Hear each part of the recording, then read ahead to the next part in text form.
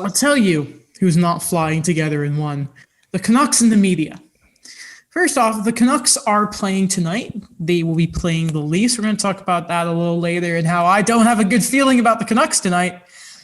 Originally, they were going to come back earlier in the week, I think it was, but they only had one practice after missing a ton of time, more than New Jersey, more than Buffalo, more than any other team that has been shut down due to COVID. They have missed more time. So basically, the Canucks are like, hey, we need more than a damn practice here. And I'm going to read you a tweet here from Patrick Johnson. They were supposed to play last night against the Leafs. It got pushed today. Mm-hmm. So Patrick Johnson is a Canucks reporter for Province Sports and the Vancouver Sun. His Twitter bio says, a fool who doesn't run the Canucks, and he's a member of the PHWA, that's the Pro Hockey Writers Association. Here's a little statement. The tweet itself reads, statement from the Vancouver chapter of the PHWA about the Vancouver Canucks to hold closed practices ahead of their return to play in violation of the NHL's own media regulations.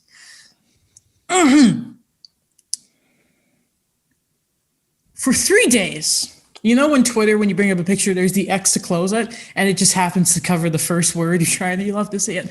For 3 days, the Vancouver Canucks have been in violation of the National Hockey League's media regulations, which are, hold on, I don't know, it's part of the collective bargaining agreement between the league and its players.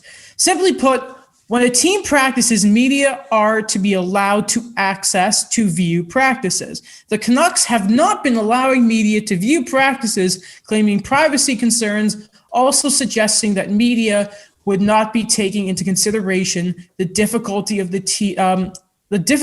the team's players might be having in recovering from COVID-19, which recently infected nearly every player on the team.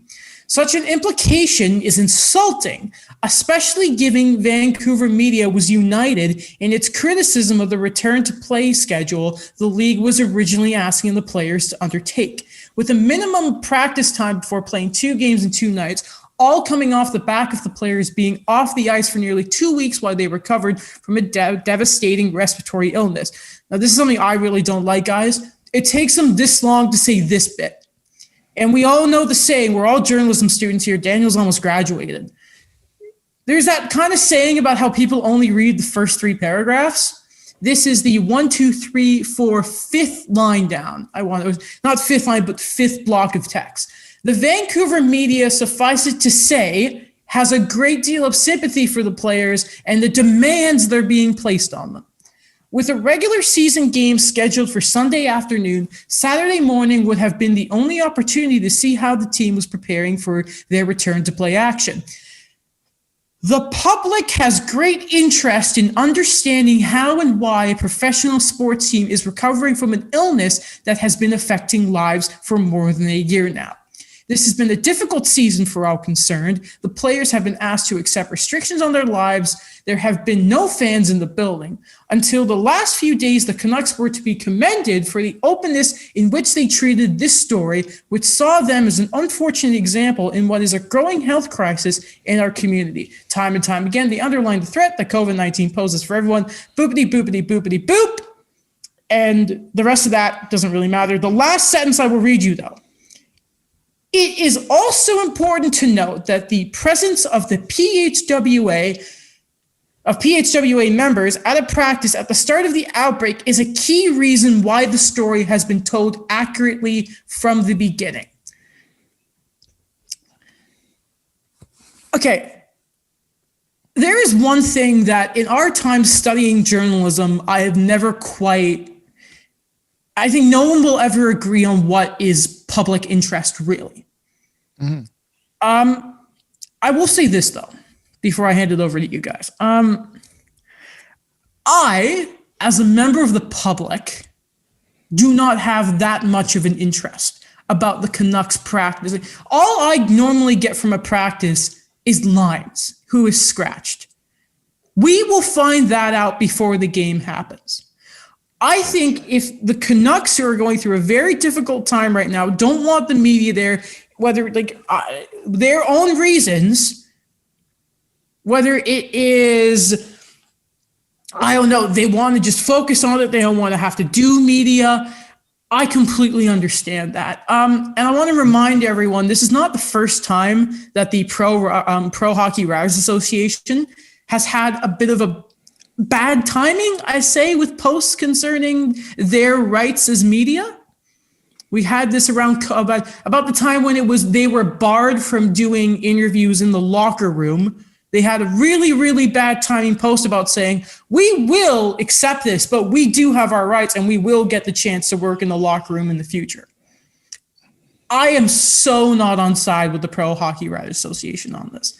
That's my take. I'd love to hear your guys's. I think, clearly that's a PR statement, right? Not a good one either. How many PR statements? Right. Like, it's not a great PR statement, but most PR statements in this scenario are never going to be good. I think it's public interest for a couple reasons. Number one is the governments in some provinces and federally have decided they're going to play hardball with professional sports in terms of restrictions, but when it comes to the public, they play a completely like their citizens, they play a completely different game. So I'd like to know, like, they've been through this, so why are they being hardballed but we're not being hardballed? Is one thing. Number two is the way the NHL and the NHLPA have handled this situation is an utter mess, because you're like, there's no reason they should have only had one practice and played the next game. And to say that having two practices or three practices and then only pushing the game a day later doesn't make sense to me, because that something doesn't add up. So what condition are the players in? Like, if JT Miller did not say anything, and I don't know if we're going to get to this now or you want to get to this later, but if JT Miller didn't say anything, that game was still happening on Saturday. I don't know what the role, like, for 2 weeks in a row, it feels like the PA has had, the NHLPA has had horrible press. And because no one is being very transparent with why they are playing, I haven't heard a single thing from the NHL saying, well, we pushed it back a day and the doctor said this. In my mind, I think it's in the public's interest, or the fans' interest, I guess, because to know what condition are these players in and should they be playing. And I know we tend to think it's just line rushes, but I think in this scenario, it's a little bit different. Daniel. Yeah, I really believe that this is kind of this whole thing that it's just become a bit of a mess, that in a way that it's been really kind of, it's turned out to be, and I agree with like a lot of the parts that you and Alex have said, that it's just a lot of push and pull on so many sides. But at the same time, when we think about our own unique, I guess, perspective in it as journalism students, as hockey fans, but we're still within the public realm of things. It's like there's so many things we don't know. There's so many things that nothing is being disclosed or anything. Because again, when we look back on what JT Miller said, like we saw the one statement where it was the Brazil variant, and that's one that Canada's not really unsure about right now. They have the vaccines, but they're really kind of unsure, like, how long will this kind of go on, like, fighting it, or if what are the long-term effects of these things. And it's just really interesting to me when you think about a lot of the reductions on these things. I know they had the whole isolation and the quarantine, it went down to 7 days, but for me, it's just like jumping headlines with a lot of things where you saw everybody was sick. You had all those comments online where everybody was struggling with it. Everybody was. And Travis Green today spoke about that.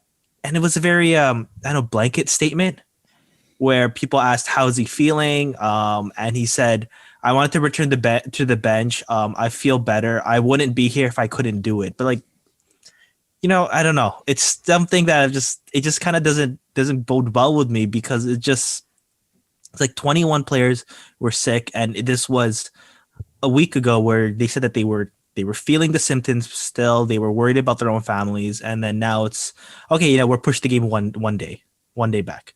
It's like nothing is going to change in the long term with the Canucks and the media. Like, no, that's not going to happen. This is the way I like looking at this, right? If I was sick, and like if I want the media to back off me for these, what might be the most important practicing time of the Canucks season. I'm sick. I'm trying to deal with this in my own way. So are my teammates. My health is none of your business. Now, saying a player is on COVID list and that's the way it has to work. I get that. But it's just me, the way I want to side with the players here, because if it was me in that scenario, I would do the same thing. I don't get why the PHW, I always get mixed up. I don't get why the writers had to say this in the first place. I really don't get it. I don't think anyone is taking issue to it by them, even if it is PR. You just make yourself look so much worse here. And the fact that, and we all know how deliberate placement is in writing, that you waited until the middle of your statement to be like, hey, Vancouver, hope you're still good. Like, come on. Like, I hate using this, but just have a bit of class. And like, public interest, I hate when writers use the argument for it because it's so subjective. No one knows exactly what public interest is. No one does. Oh, does it matter? Like, and I get they are, like, they're celebrities, they're sports stars, but at the same time, privacy is so important, especially nowadays. Like, we've never had less privacy in our lives than we do right now. It just rubs me the wrong way. It really does. I feel for JT Miller. I mean, they're going to get killed tonight. I'm convinced the Leafs are going to have their way with the Canucks tonight. Because the Leafs are going to want to rebound from their Winnipeg game and they're going to come out strong. I don't know. Has it been confirmed that Matthews is back tonight? I don't think so. Not yet. I think, but yeah, what about Nylander? It's a game time decision. Game time decision.